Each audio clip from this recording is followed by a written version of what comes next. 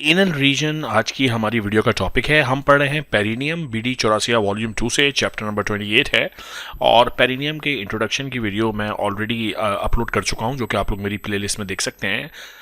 उस पूरी वीडियो का टेक होम मैसेज ये था कि जो पेरिनियल रीजन है उसमें if we draw a horizontal line, और वो हॉरिजॉन्टल लाइन ड्रॉ करने के बाद एक ट्राइंगल पेरिनियल रीजन में एंटीरियर साइड पे बनता है, जिसे हम नाम देते हैं यूरोजेनाइटल ट्राइंगल, और एक ट्राइंगल बनता है पोस्टीरियर साइड पे, जिसे हम नाम देते हैं एनल ट्राइंगल। एनल ट्राइंगल की एनाटमी ऑब्वियसली मेल्स और फीमेल्स में एक जैसी है, because there are no differences in this area. लेकिन जब बात करते हैं यूरोजेनाइटल ट्राइंगल की, सो यूरोजेनाइटल ट्राइंगल में depending on if it's a male gender और अ फीमेल जेंडर, स्ट्रक्चर्स अलग अलग हैं। सो मेल पेरिनियम हम अलग पढ़ेंगे, फीमेल पेरिनियम अलग पढ़ेंगे, लेकिन आज की वीडियो का टॉपिक है एनल रीजन या एनल ट्राइंगल। ओके, आइए स्टार्ट करते हैं। सबसे पहले कुटेनियस इनर्वेशन। जो एनल रीजन है, अगेन एरिया याद रखना है कि हॉरिजॉन्टल लाइन के बैक साइड का एरिया जिसमें एनस है। Okay, that is what we are discussing today. इसमें जो कुटेनियस इनर्वेशन है, segments S2, S4, S2, S3 or S4, which is inferior rectal nerve. It supplies the skin around the anus and also over the ischoanal fossa. Now the perineal branch of the fourth sacral nerve supplies the skin of the posterior side of the anus. तो ये आपको cutaneous innervation लाजमी याद रखनी है, exam में बहुत ज़्यादा पूछते हैं ये, ठीक है। अच्छा, अब ऑब्वियसली जैसे बाकी भी एरियाज में हम पढ़ते हैं कि there is skin, there is superficial fascia. So anal region का जो सुपरफिशियल फेशिया है, इसकी एक पेक्यूलियर और ख़ास बात यह है कि there is a large amount of fat in there. बहुत सारी फैट यहाँ पे होती है सबकुटेनियस। जो डीप फेशिया है वो एक्चुअली मर्ज होता है with the deep fascia of the pelvic diaphragm. So जो पेल्विक डायफ्राम का इंफीरियर फेशिया था उसी के साथ ब्लेंड हो जाता है एनल रीजन का deep fascia. And then there is a specialised structure which is called anococcygeal ligament, which is actually important to support the rectum, is also present there. ये एक फाइब्रो फैटी और उसमें कुछ muscular fibres भी हैं, इस तरह का स्ट्रक्चर है which actually arises from the fibers of levator ani। यानी अगर हम इसको डायग्राम पे देखते हैं, so see this diagram. Okay, so ये सारा this is the perineal region. अगर हम इस तरह एक हॉरिजॉन्टल लाइन ड्रॉ करते हैं तो उसके लाइन के पोस्टीरियर साइड पे this is the anal reason.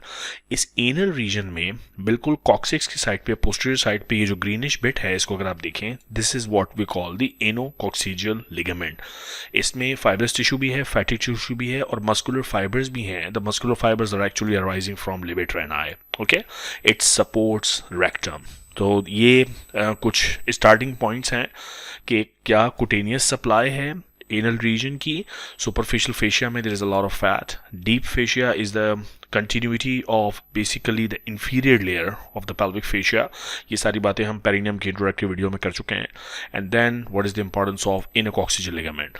Now a very important terminology for you to remember is perineal body. Perineal body जो है, या इसका दूसरा नाम है central point of perineum. It's a fibromuscular node situated in the median plane about 1.25 centimeters in front of the anal margin, close to the bulb of penis in males। अब ये जो पेरिनियल बॉडी है, अगर हम जो भी perineum की diagram देखेंगे उसमें सेंटर में we will see this structure. Okay, so this central structure जो मीडियन प्लेन में मौजूद है, एनल ओपनिंग से तकरीबन 1.25 सेंटीमीटर्स अहेड एंटीरियर साइड पे, ये जो central node like fibrous structure है, इसमें काफ़ी सारे मसल्स आकर के कन्वर्ज होते हैं। तो ये बेसिकली एक पिलर की तरह है जिसमें बहुत सारे मसल्स के फाइबर्स अटैच्ड हैं। कितने मसल्स के फाइबर्स अटैच्ड हैं? Basically there are 10 muscles of perineum, 10 muscles. इनमें से कुछ मसल्स हैं जो अनपेयर्ड हैं, कुछ मसल्स हैं जो पेयर्ड हैं। अब ये जो पेयर्ड मसल्स हैं, बल्बो स्पंजियोसिस चूंकि पेयर्ड है तो राइट साइड पे भी होगा, लेफ्ट साइड पे भी होगा, दे आर 2 इन नंबर। फिर यहाँ पे सुपरफिशियल जो ट्रांसवर्स पेरिनाई मसल है, ये भी राइट और लेफ्ट साइड के होंगे, और डीप ट्रांसवर्स पेरिनाई भी राइट और लेफ्ट साइड के होंगे, यानी 2 इसके और 2 इसके, तो ये टोटल हो गए 4 मसल्स। और लेवेटर एनाई राइट और लेफ्ट साइड के हो गए 2, सो 2 4 6 एंड 2 8, तो ये टोटल हो गए 8 मसल्स। और ये 2 अनपेयर्ड मसल हैं, यानी एक ये होगा और एक ये मसल होगा, तो total there are 10 muscles of perineum, जो कि इस डायग्राम पे इसमें से काफ़ी सारे आपको नज़र भी आ रहे हैं. So if you look here, this is the perineum या perineal body in the centre, और ये दोनों तरफ से सुपरफिशियल ट्रांसवर्स पेरिनाई मसल, ये देख रहे हैं आप, this one, this is the deep transverse perinei muscle, levator ani muscle right side पे भी और लेफ्ट साइड, दोनों साइड पे होगा, right side levator ani and left side levator ani. Then bulbospongiosis, okay, then all these muscles are visible here, external anal sphincter. So ये सारे muscles इस central beam shaped या node shape structure पर चारों तरफ से converge होते हैं. इसकी इंपॉर्टेंस ये है पर्टिकुलरली फीमेल में कि ये पेल्विक ऑर्गन्स को सपोर्ट करता है, सो मच सो कि अगर पार्चुरेशन में यानी चाइल्ड बर्थ के दौरान ये पेरिनियल बॉडी अगर डैमेज हो जाती है तो इसके रिजल्ट में जो सपोर्टिंग स्ट्रक्चर है ज़ाहिर वो ख़त्म हो जाएगा. तो यूरिनरी ब्लैडर और यूट्रस जो फीमेल ऑर्गन्स हैं, दे मे एक्चुअली कोलैप्स, ये प्रोलैप्स कर जाते हैं, नीचे की तरफ आ जाते हैं. सो ये इतना इंपॉर्टेंट स्ट्रक्चर है पेरिनियल बॉडी. ठीक है, अच्छा, अब पेरिनियल बॉडी जब पढ़ लिया तो उसके बाद एक इंपॉर्टेंट फीचर है एनल रीजन का, external anal sphincter. Actually boss यहाँ सीन ये है कि जो एनल कैनाल है, it is surrounded by 2 sphincters basically. इसमें एक इंटरनल एनल स्फिंक्टर होता है और एक एक्सटर्नल एनल स्फिंक्टर होता है. तो अगर हम इस डायग्राम को देखें ना तो ये बात समझ में आ जाएगी. सो ये जो लाइन मैं बना रहा हूँ, इसके ऊपर जितना कुछ है दैट इज रेक्टम, इसके नीचे ये जो लाइन है this is the anal canal.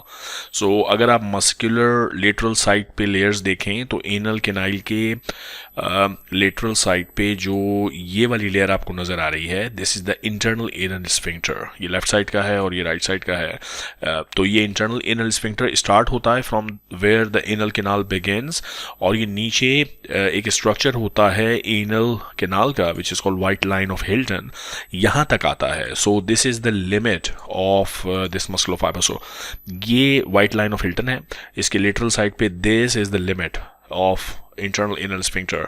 लेकिन जो एक्सटर्नल एनल स्फिंक्टर है, यानी इसके बाहर जो एनल स्फिंक्टर है, वो एनल कैनाल की पूरी लेंथ को कवर करता है. देखें, यहाँ से शुरू हो रहा है फ्रॉम द स्टार्टिंग और यहाँ पे ख़त्म हो रहा है. ठीक है, इसके फिर डिफरेंट पार्ट्स होते हैं.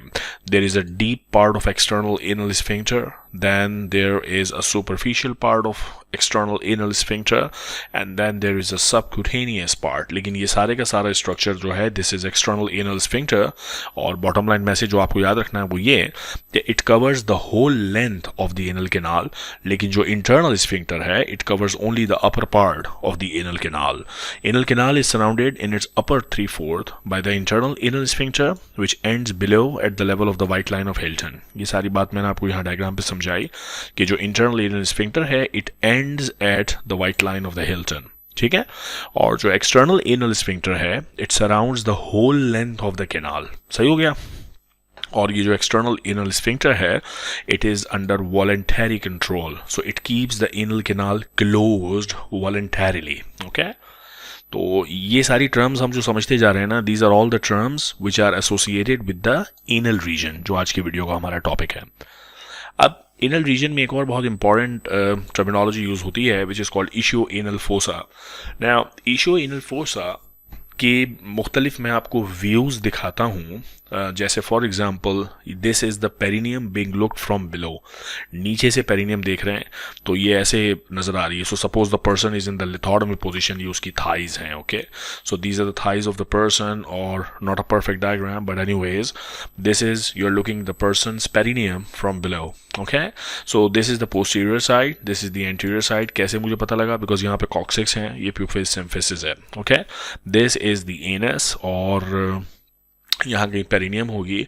अब एनस के, चूंकि हम आज एनल रीजन डिस्कस कर रहे हैं, तो एनस के दोनों साइड्स पर on the lateral sides there is a lot of fat, और ये जो फोसा है जो फैट से भरा हुआ होता है, इस पूरे फोसा को, इस पूरे दोनों तरफ के फोसा को नाम दिया जाता है इशियो एनल फोसा, बिकॉज इसके जो बाउंड्रीज हैं उसमें इशियम आती है और बीच में एनस है. So this is one ischio anal fossa, this is the other ischio anal fossa. So the ischio anal fossa is a wedge shaped space situated on each side of the anal canal. Anal canal के दोनों तरफ ये मौजूद होता है इशियो anal fossa. ठीक है, it's base is directed downwards towards the surface and the apex is directed upward. अब ये वाली जो बेस और एपेक्स की बात है वो इस डायग्राम पे नहीं समझ आएगी बिकॉज ये लिथोडमी पोजीशन की डायग्राम है.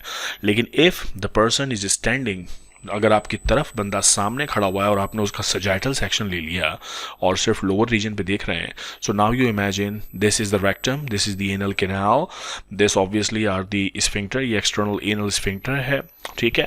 अब लेटरल साइड पे ये राइट साइड होगा बंदे का, ये लेफ्ट साइड होगा, क्योंकि ये आपकी तरफ देख रहा है, खड़ा हुआ है सामने अपराइट पोजीशन में। राइट साइड का ये सारा रीजन ओमिट कर दिया है, लेकिन लेफ्ट साइड पे ज़रा देखिए, एनस के बिल्कुल लेटरली ये जो सारा स्पेस है, this is all is what we call the ischioanal fossa. अब ये जो इशोएनल फोसा है, जो लोअर पार्ट है, this is called the base, और जो अपर पार्ट है इस फोसा का, this is called the apex. तो वो इस व्यू में, सजाइटल व्यू में आपको ज़्यादा क्लियर नज़र आ रहा है, ठीक है। तो यहाँ ये बात हो रही है कि the apex is directed upwards and the base is directed downward. So base is directed downward and the apex is upward. किस चीज़ की? इशोएनल फोसा की। ओके, डायमेंशंस ये एग्जाम में इतना पूछते नहीं है, बट एनीवेज इसकी जो लेंथ है antero posteriorly that is 5 centimetre, width is 2.5 centimetre and depth is 5 to 6 to it's not high yield. Now boundaries are important. Base is formed by the skin of perineum.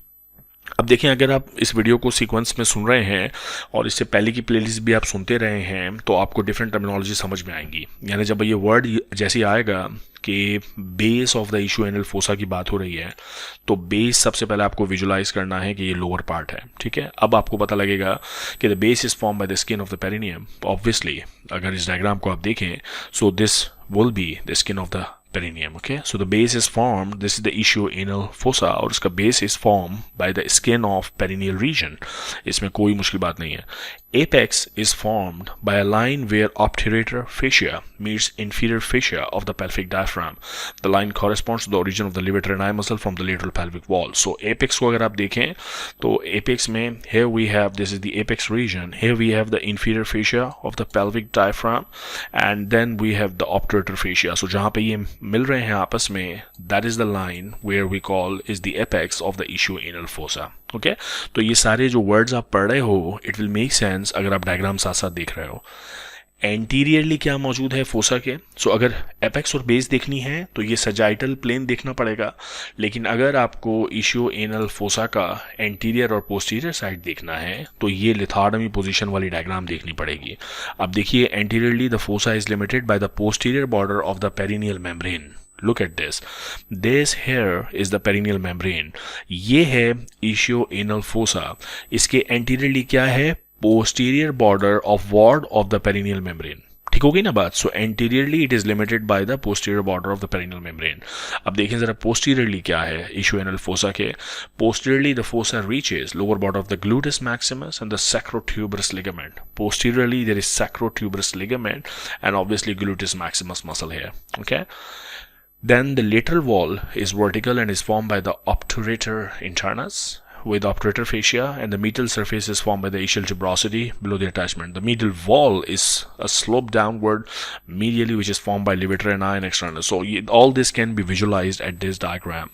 So अगर इस diagram को आप दोबारा देखें, this is all the ischioanal fossa. Lateral side ये होगा, medial side ये होगा। दोबारा देखिए lateral side के बारे में क्या words use किए हैं। Lateral wall is vertical and is formed by obturator internus muscle. देखें इस diagram पे, lateral wall, this is the lateral wall. Where is the obturator internus muscle? All this is the obturator internus muscle. So this is on the lateral side. What else is on the lateral side? Medial surface of the ischial tuberosity. So ischial tuberosity, this is ischial tuberosity. Ischial tuberosity की ये वाली surface lateral surface होगी, ischial tuberosity की ये वाली surface medial surface होगी, और ये medial surface of ischial tuberosity is the lateral surface of the ischioanal fossa. Words में कंफ्यूज नहीं होना, अपने आप को कॉम्प्लिकेट नहीं करना। आपको अगर ये वर्ड्स मीडियल लेटरल इसकी सेंस है तो एनाटॉमी में जो भी मुश्किल से मुश्किल रिलेशंस आपके सामने आएंगे, आप इजीली उसको मास्टर कर लेंगे, ठीक है। सिर्फ spend some time on my videos, समझ में नहीं आती तो रोक के दोबारा देखो, बात क्लियर हो जाएगी 2 से 3 दफ़ा देखने पर, ठीक है। अब मीडियल वॉल किससे मिलकर बनता है? द मीडियल वॉल, किस चीज़ का मीडियल वॉल? इशोएनल फोसा का मीडियल वॉल। इस साइड पे मीडियल है, इस साइड पे लेटरल है, याद है ना। तो मीडियल वॉल देखें किससे मिलके बनता है, levator ani muscle with the anal fascia. Now look if you can find on the medial side levator ani muscle, so that's the medial side and here is the levator ani muscle. Okay, that's the levator ani muscle. और क्या है, external anal sphincter on the medial side. This is the external anal sphincter and this is on the medial side of the ischio anal fossa. Okay, so that actually ये जो इतनी मुश्किल text लग रही है ये एक्चुअली बहुत आसान है. ठीक है, अब हम बात करते हैं कि कौन कौन से रेसेसेस और कौन कौन सी स्पेसेस मौजूद हैं इशियो एनल फोसा और एनल रीजन में. अच्छा, रेसेसिस का बेसिक कॉन्सेप्ट ये होता है कि देखो ये जो एनाटॉमिकल रीजन है जिसका नाम है इशियो एनल फोसा, ये ऐसा नहीं है कि it's a tight jam packed type of container कि जिसके अंदर कोई भी गैप नहीं है या वो बराबर वाले फोसा से कम्युनिकेट नहीं कर सकता या इसमें कोई रेसेस मौजूद नहीं है. ऐसा नहीं है. It's not a jam tight pack structure. इसमें ऑब्वियसली गैप्स हैं, रेसेस हैं. रेसेस कहते हैं मतलब फॉर एग्जांपल अगर ये गली जा रही है और इस गली में बीच में छोटा सा रास्ता ऐसे निकल के फिर ये गली कंटिन्यू हो रही है, तो ये जो छोटा सा रास्ता है इसको नाम दिया जाता है recess. This is what the recess is छोटा सा offshoot from the main structure. तो ये जो इशियो एनल फोसा है ये एंटीरियर साइड पे एक्सटेंड करता है, पोस्टीरियर साइड पे एक्सटेंड करता है और एक हॉर्स शू शेप रेसिस होता है. हॉर्स शू शेप रेसिस तो सबसे आसान चीज़ है. ये राइट साइड का इशियो एनल फोसा, ये लेफ्ट साइड का इशियो एनल फोसा. एनल कैनाल के पीछे कॉक्सिक्स और एनल कैनाल के बीच में ये देखें एक कम्युनिकेटिंग गैप होता है. This is the horse shoe shaped communication. तो ये बेसिकली एक रेसिस है. फिर इस तरह ये दोनों फोसा जो हैं इशियो एनल फोसा एंटीरियर साइड पे एक्सटेंड करते हैं in the forward direction and they go up to the body of the pubis तक जाते हैं ये, and there is a posterior recess which comes to the sacrotuberous ligament. तो ये आपको पता होना चाहिए कि there are recesses and more important than the recesses are the spaces. Okay, now there are different spaces in the anal region, particularly in the ischio-anal fossa. Again, if you refer back to this diagram, remember this. If you draw a line there, this is all rectum, this is all the anal canal, and this on the lateral side of the anal canal is the ischio-anal fossa. अब इस ischio-anal fossa को अगर आप देखें तो एक perianal और anal fascia, deep fascia का पार्ट है, वो स्प्लिट करता है इस पूरे इशियो-एनल फोसा का इनटू अ लोअर फोसा या लोअर गैप या लोअर पार्ट जिसके अंदर बहुत सारा फैट होता है. This lower part is known as perianal space. और इस फेशिया के, पेरिएनल फेशिया के जो सुपीरियर पोर्शन है जिसमें बड़े बड़े फैट ग्लोब्यूल्स मौजूद हैं, that is known as ischio-anal space. So there is a perianal space which is this one, the lower one, and there is an ischio-anal space which is this one, the upper one. Perianal and ischio-anal. Okay, तो ये बातें इस तरह से आपको याद रखनी है. Perianal fascia is in the form of a septum. So perianal fascia जो है this perianal fascia, this green bit here, is in the form of a fascia or deep facial thickening which actually passes from the lateral side of the anal wall to the lateral side of the ischio-anal fossa. ठीक है, और ये pudendal canal है तो यहाँ तक ये आता है. So this fascia, this deep perianal fascia extends from the you can say from the external anal sphincter to the pudendal canal. Okay, so the perianal fascia is in the form of the septum that passes laterally from the lower end of the longitudinal cord of the anal canal. It extends medially from the white line of the Hilton to the pudendal canal laterally. So medially ये external anal sphincter और laterally pudendal canal के बीच में होता है ये fascia. ठीक हो गई बात. इसके नीचे जो है वो पेरिएनल स्पेस है और इसके ऊपर जो है वो इशियो-एनल स्पेस है. So ischioanal space is obviously large and deep and it contains large fat lobules और loculi. You see these ones. Okay, तो ये स्पेसेस आपको एग्जैक्टली क्लियरली पता होनी चाहिए कौन सी स्पेस क्या है. Now infection of this space is rare, therefore least painful because swelling can occur without tension. So because ये बहुत खुली ढुल्ली सी जगह है, यहाँ पे स्पेस काफ़ी ज़्यादा है और फैट लॉब्यूल्स मौजूद हैं, तो इन्फेक्शन अगर होता भी है तो पेन फील नहीं होता. ओके, क्योंकि ये बहुत खुली डुली जगह है. जो टाइट जगह होती हैं वहाँ पे पेन ज़्यादा फील होता है. Right, then there is a lunate fascia that arches over the ischioanal fat. It begins laterally at the pudendal canal and merges medially with the fascia covering the deep part of the external anal sphincter. Now let us try and locate this fascia जिसकी बात चल रही है, lunate fascia. So lunate fascia starts from the pudendal canal and goes on medially. Okay, तो ये देखें, anatomy पढ़ने की ब्यूटी ये है कि आप लाइन पढ़ते जाएं और इमेजिन करते जाएं बात क्या हो रही है. Okay, now this fascia divides the ischial space into a suprategmental space and the tegmental space. So basically ये जो फेशिया जिसको हमने ल्यूनेट फेशिया का नाम दिया है, इस ल्यूनेट फेशिया से सारा जो इशू एनल स्पेस है वो एक अपर पार्ट में डिवाइड हो गया जिसको हम कहते हैं सुप्राटेगमेंटल स्पेस, और एक लोअर पार्ट बन गया जिसको नाम दिया जाता है tegmental space. Okay, so suprategmental and tegmental space. So ये सारी वर्डिंग्स आपको पता होनी चाहिए, एग्जामिनर्स पूछ सकते हैं. Then there is a pudendal canal, जो इस डायग्राम पे आपको यहाँ पे अलग से एक कैनाल नजर भी आ रही है, जिसके अंदर बेसिकली क्या होता है, it contains pudendal vessels, pudendal nerve and internal pudendal vessels. Okay, then contents की अगर बात करें, that's also a very important topic exam wise, कि भाई ये इतनी देर से जो एनल रीजन पढ़ रहे हैं और एनल केनाल के दोनों तरफ जो इशू एनल फोसा पढ़ रहे हैं उसमें होता क्या है basically. So there is a lot of fat there. कभी सोचा इस फैट का पर्पस क्या होता है? बॉस, इस फैट का पर्पस मैं आपको बताता हूँ क्या होता है. देखें, बात ये है कि ये जो फैटी गैप है ये रेक्टम से नीचे जो एनल केनाल है उसके आसपास है. ऑब्वियसली यहाँ से फीसिस पास होते हैं. जब फीसिस पास होते हैं तो जो एनल केनाल है वो डिस्टेंड करती है. जब वो डिस्टेंड करेगी तो उसको यहाँ पे कुशन चाहिए, स्पेस चाहिए, ताकि वो सही से प्रॉपर्ली डिस्टेंड कर सके. इसलिए नेचर ने यहाँ पे इतना सारा फैट रखा है. ठीक है, तो contents of issue anal space में फोसा में सबसे पहले तो फैट है, फिर inferior rectal nerves and vessels. ये डायग्राम बड़ी ब्यूटीफुल है यार. ये देखो, इसमें यहाँ पे ये एनल है रीजन, एनस, और ये लाइन जो डिवाइड हो जाएगी तो ऊपर बन जाएगा यूरोजेनाइटल ट्राइंगल, ये बन गया एनल ट्राइंगल, और ये एनस के इर्द गिर्द दोनों तरफ एनल ट्राइंगल में क्या है, इशू एनल फोसा, जिसमें जो कंटेंट है, नंबर 1 हमने पढ़ा fat, number 2 inferior rectal nerve and vessels. Inferior rectal nerve and vessels ये आपको नजर आ रही है, inferior rectal nerve and vessels. What else do we have here? Pudendal canal with its content. Pudendal canal में क्या क्या कंटेंट्स हैं? Pudendal nerve and internal pudendal vessels. This is the pudendal canal. Okay, और क्या content है issue anal fossa में? Posterior scrotal nerves and vessels. Posterior scrotal nerves and vessels. Okay, ये भी इसी फोसा के कंटेंट में आती है.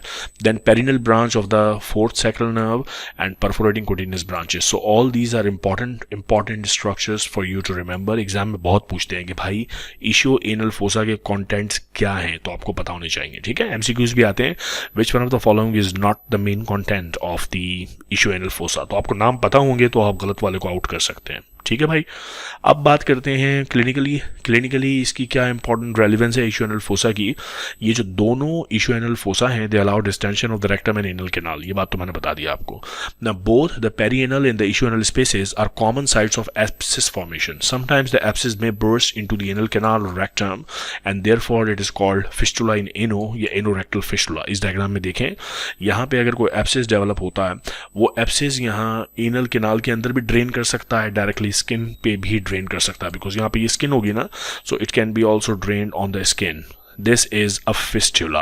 Okay, that's a fistulous tract which is opening to the skin, and that's a fistulous tract that is opening into the anal canal. So that is an important clinical correlation कि ये जो fistula formation है it's pretty common. Now ischioanal fat act as cushion like support to the rectum. ये बात हो गई बार बार. और perennial body के हवाले से हमने बात की थी. It's a very important structure. Perineal body जो है वो अगर डैमेज हो जाए पार्चुरेशन के दौरान, यहाँ इस डायग्राम में हमने ये बात डिस्कस की थी कि if the perineal body is damage then you know there may be uterine और rectal prolapse, particularly in females after child birth. Okay, so perineal body important structure. So that's all about the anal region. अब next video में हम बात करेंगे mail perineum की अलग से और फीमेल पेरिनियम की अलग से, क्योंकि इस लाइन के आगे ये जो यूरोजेनाइटल एरिया है ये मेल में डिफरेंट एनाटमी है और फीमेल्स में अलग. मिलते हैं अगली वीडियो में. बहुत जल्द अपना ख्याल रखिएगा. Take care of yourself.